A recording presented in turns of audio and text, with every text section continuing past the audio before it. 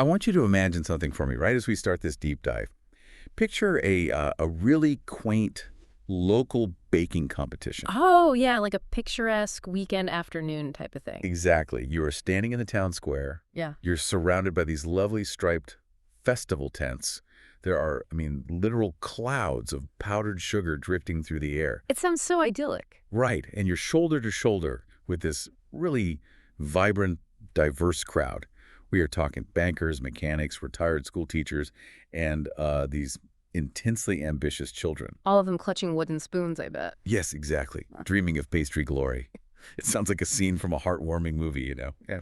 But then suddenly that entire idyllic picture just devolves into a chaotic scene requiring emergency medics and reconstructive dentistry. Yeah, it is the ultimate tonal whiplash. You walk into a space expecting the comforting aroma of baked apples and cinnamon, and you end up in what essentially becomes a triage center. Which is just wild to think about. It really is. I mean, we think of competitive baking as this gentle, low-stakes hobby, right? Something you do on a Sunday. But beneath that powdered sugar exterior, the reality of this particular event, this past weekend's 2026 pie contest, was fundamentally ruthless. And that unspoken rule of the contest is, it's what we really have to establish first.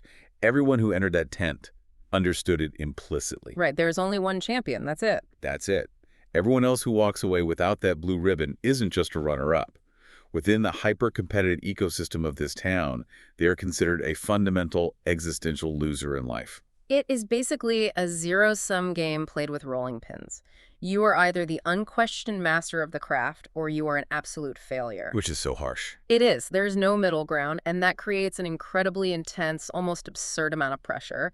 And, well, that pressure is the perfect breeding ground for the disaster we are looking at today. And that is exactly our mission for this deep dive. We are going to trace the sequence of events for the opening moments of the contest all the way to the judge's final lisping verdict. The lisping verdict, so crucial. We will analyze the clash between extreme, unearned arrogance and quiet humility. And most importantly, we're going to extract the life or death, or at least tooth or gum lessons from this weekend's absolute chaos. So let's unpack this. To really understand how this idyllic festival turned into a medical emergency, we have to look at the psychological landscape of the tent before a single pie was even baked. Right, the setup. Yeah, we need to look at the anatomy of an assumed advantage.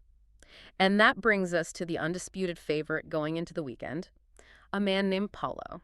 Oh man, Paulo. The sheer audacity of this man is just wild to me. Paulo walks into this competition possessing all the unearned confidence of someone coasting entirely on another person's coattails. Exactly. The sources point out that he is married to a renowned master baker. Right. And he has somehow internalized her expertise as his own. Yeah, despite having literally zero actual skill himself. Zero. The man cannot distinguish baking powder from powdered sugar, but because he lives in a house filled with, professional grade stand mixers and jars of imported vanilla beans, he feels invincible. It's all about the aesthetic for him. Completely. Picture this guy strutting through the competitor's tent. He is wearing this immaculate, pristine apron that he clearly hasn't dirtied himself. Not a speck of flour on it? Nope. He is acting like his wife's culinary genius is some sort of communicable disease that he just happily caught by proximity. And you really have to consider the effect that has on the other competitors. The retired teachers, the mechanics, they are whispering behind their rolling pin. Oh, I'm sure they were terrified. They absolutely were. They see the pristine apron, they know about the imported vanilla beans, and they feel completely outmatched. The perception of an unfair advantage is just thick in the air. Well, okay, I have to jump in here and push back on that a bit. I'm struggling to see how this is an actual advantage. Really? How so? It's like someone showing up to a community fun run wearing full, sponsored Tour de France aerodynamic gear, but they don't even know how to tie their shoes. That's a great visual. Right. If Paulo literally doesn't know how to use the equipment, his pristine apron isn't an unfair advantage. It's just a costume. If anything, it's a massive vulnerability waiting to be exposed. I see why you look at it that way from a purely mechanical standpoint. Yes, he can't actually operate a stand mixer, but we have to look at the environment here. Okay, fair enough. In a high-stakes, hyper-local competition, perception dictates reality. You call it a costume, but I call it psychological warfare. Psychological warfare. Wow. What's fascinating here is that the psychological weight of that pristine apron is actually more damaging than any physical ingredient he brought. You mean because it gets into the other bakers' heads? Precisely. In a zero-sum environment where everyone knows there can be only one winner, confidence is a weapon. Paulo basically weaponized his aesthetic. He intimidated them before the ovens even turned on. Exactly. He created a pressure cooker environment of anxiety and self-doubt among the other bakers before a single pie was even cut. If a competitor is so intimidated by Paulo's aura that they overbake their crust out of nervousness, well, Paulo's fake advantage just yielded a very real result. Ah, I see. He won the psychological battle immediately. He did. He's playing the player, not the game. That makes a lot of sense. Ah. Which makes the physical reality of what he actually baked so much more incredible. Yeah. Because sitting in stark contrast to Paulo's obnoxious strutting is our ultimate underdog. Yes, the perfect foil to Paulo. A quiet, unassuming man named Mike. Mike is a complete nobody in the local baking scene, right? Absolutely nobody. No master baker spouse, no professional stand mixers at home. He doesn't even have a fancy presentation tin. I love this part. He shows up to the most intense culinary battle of the year, carrying his entry in a simple, unpretentious plastic Tupperware container. It is the ultimate clash of aesthetics. You have the illusion of perfection versus the reality of absolute simplicity. Yeah, but Paulo's hubris isn't just an annoying character trait here. It becomes the direct cause of physical trauma. It really does. So let's move to the climax of this rivalry at the judging table, because this is where things get completely out of hand. Okay, so the atmosphere in the tent is electric at this point. The air is thick with anticipation. The judges, who are ravenous, by the way, having saved their appetites for this very moment, are seated. And Paulo confidently approaches the panel, right? Yes. He steps up and places his covered high-end tin before them. The sources say he presented it with this grand, authoritative gesture, like a magician revealing a trick. Exactly. The judges lift the lid, expecting a flaky, fruit-filled masterpiece. Because, that is what the pristine apron promised them. But that is not what they got. Not at all. What sits before them is a dense, gray, mortar-based, cement-like disc. Somewhere between the mixing bowl and the oven, Paulo had catastrophically messed up his recipe. Catastrophically is the right word. Now, I really want to dig into the mechanics of this for a second. How does someone accidentally bake cement?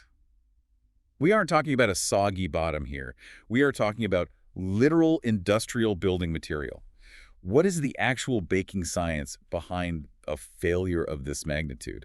Well, it comes down to a fundamental misunderstanding of chemistry. Pastry crust is essentially a delicate balance of flour, fat, and water. Okay, tracking with you so far. When water mixes with the proteins in flour, specifically gluten and gliadin, it forms gluten, which is a strong elastic network. And gluten is what gives bread its chew, right? But you definitely don't want a chewy pie crust. Exactly. You want it flaky and tender. So to achieve that, you use a solid fat, like cold butter, and you cut it into the flour. Ah, so the fat gets in the way. Right. The fat coats the flour proteins and physically prevents them from linking up to form gluten.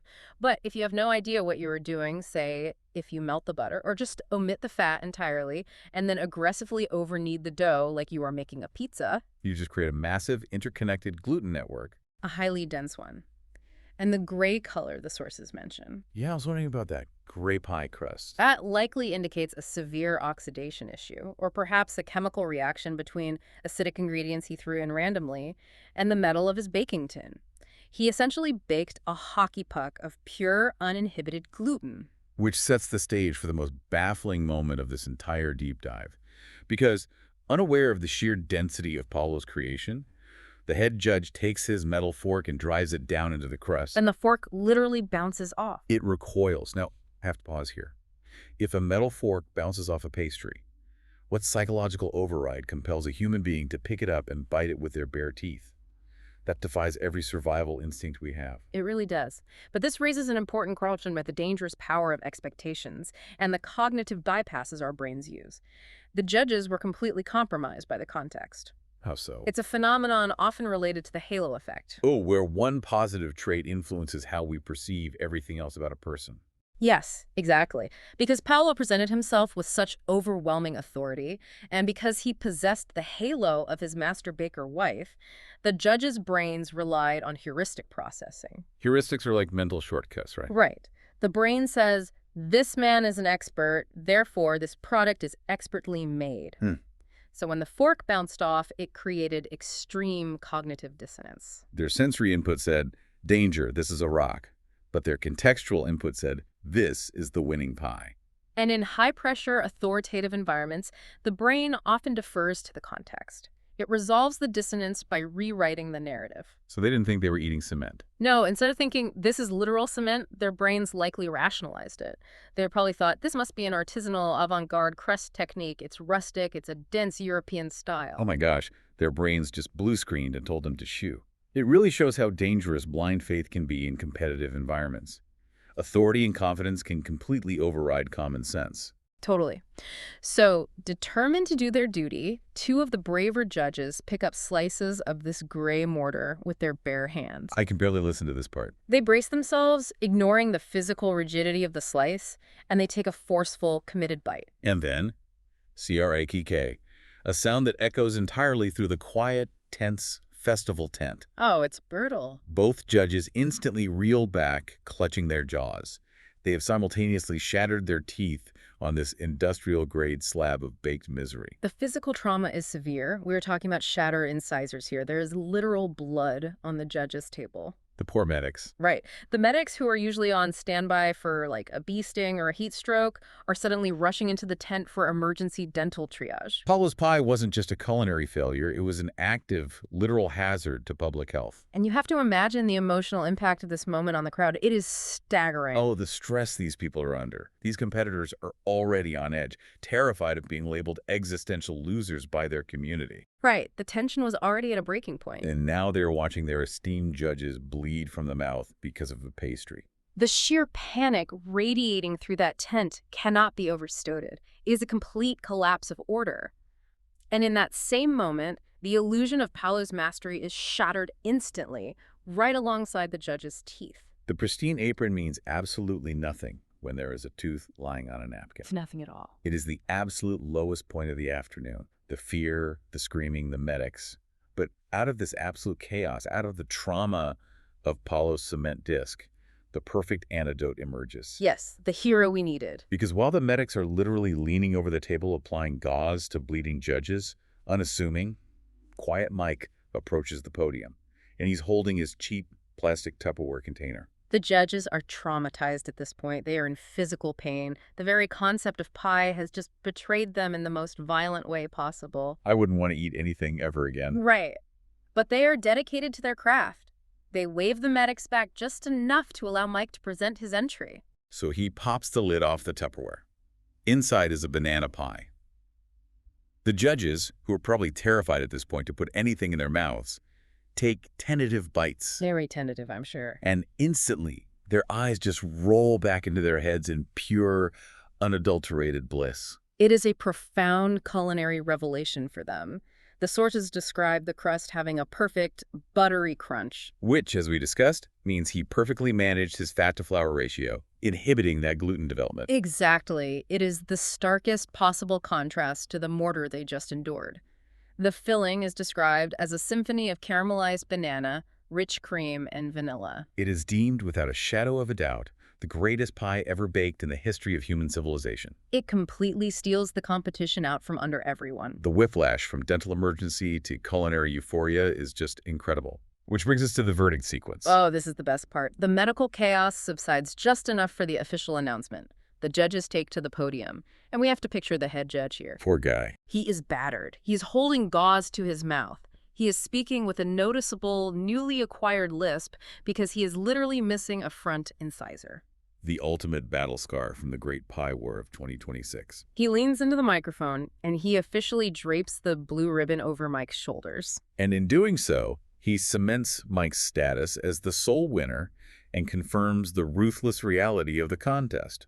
Everyone else in attendance is now officially an utter life failure. Yep, the existential dread sets back in, but the head judge still has some unresolved anger because he doesn't stop there. Oh, no, he doesn't. With his lisp, he publicly declares to the entire town square that not only is Mike's banana pie the best they have ever tasted, but he specifically points out on the microphone that Paulo's pie was, quote, the absolute worst. It is a stunningly direct public condemnation. The crowd just erupts and cheers for Mike. And as they do, Paulo slinks away into the shadows of the festival grounds, completely paralyzed by the sheer embarrassment of his disastrous performance. I mean, the sources note that the town collectively hopes he gives up baking for life, just to protect the sanctity of pie and local dentistry. Probably a wise career move for him at this point. Here's where it gets really interesting to me, though. The greatest pie in human civilization, a culinary masterpiece that brought traumatized judges to tears of joy, was served out of a cheap, unpretentious plastic Tupperware container. Yeah, no presentation at all. And it was served immediately after a catastrophic, life-threatening failure that was presented in a high-end, beautiful tin by a man in a pristine apron. If we connect this to the bigger picture, it really forces us to reevaluate how we measure competence. Paulo had all the presentation and literally zero substance. Mike had zero presentation, but his substance was undeniable. The contrast is just amazing. It is. The Tupperware wasn't just a container, it was a psychological reset. After the deception of the pristine tin, the humble Tupperware lowered expectations, allowing the sheer quality of the work to speak for itself. It's incredible. And it brings us to the ultimate takeaway for you, listening right now. Because this sequence of events, from the powdered sugar to the shattered teeth to the Tupperware triumph, isn't just a wild story about a local festival. No, not at all. It is a masterclass in how to approach any competitive endeavor. Let's say you are a newcomer planning to enter this contest next year, or really, if you're stepping into any highly competitive arena. What is the fundamental lesson? First and foremost, don't be like Paulo. Please don't. Do not attempt to coast on borrowed expertise. Do not focus entirely on the aesthetics of success, the apron, the tools, the swagger, while ignoring the fundamental work required to build the actual skill. Because when the pressure is on and the metaphorical fork hits the crust, the truth of your capability will be exposed. Exactly. And if you have faked it, the resulting cognitive dissonance won't save you forever. Eventually, someone is going to take a bite. And if it's cement, it will be disastrous for you and potentially hazardous to those evaluating you. The halo effect only lasts until the reality of the work is tested. You cannot fake the fundamentals. Instead, you really have to embrace the Mike approach. The Mike approach is all about extreme humility. It is about quietly focusing entirely on your craft. It is stripping away the ego and the need for external validation beforehand and just trusting that the final product will do all the talking for you. You don't need to win the psychological war before the tasting if your pie is undeniably the best. Right. So what does this all mean? It means that extreme stress, the kind of zero-sum life-or-death pressure that this contest manufactured, acts like a centrifuge. A centrifuge, I like that. Yeah, it spins away all the nonsense, all the posturing, all the pristine aprons, and it ultimately clarifies what true talent looks like. Paulo tried to intimidate his way to a blue ribbon, and he became a public health warning. Mike just wanted to make a really good banana pie, and he achieved immortality. It is a profound reminder that the work itself is the only metric that survives contact with reality. You can manipulate expectations, you can leverage heuristics, but you cannot disguise mortar as pastry once it hits the palate. And you really want them to taste caramelized banana, not industrial cement. As we wrap up this deep dive, I want to leave you with something to consider. I think we all need to reflect on this a bit. We spend so much time in our careers, in our hobbies, in our lives, Yeah. trying to polish the presentation tin. We want the pristine apron because we understand the power of the halo effect. We want people to assume we are experts. It's human nature to want to look the part. Exactly. But think about the Tupperware containers in your own life. If the absolute greatest pie in the history of human civilization came wrapped in cheap plastic, what brilliant ideas, what incredible opportunities, or what quiet experts are you currently ignoring in your own world just because they don't show up wearing a pristine professional apron?